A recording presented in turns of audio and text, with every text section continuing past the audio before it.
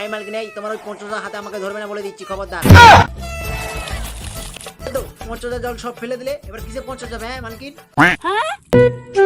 তো জল সব ফেলে দিয়ে এবার নিচে আমাকে নাড়াচ্ছে। হ্যাঁ, এক কাজ করো মালকিন, গোবর শক দিয়ে আর গোবর দিয়ে 50 নিয়ে নাও, যাও। আরে মালকিন, এবার আমাকে নিচে ফেলে তো পুরো নোংরা করে দিলে, এবার কি দিয়ে হাত দেবে? আমি তো পুরো নোংরা হয়ে গেছি।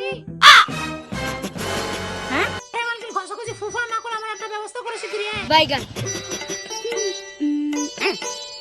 পরিষ্কার করার পর আমাকে কেমন কত সুন্দর দেখাচ্ছে না?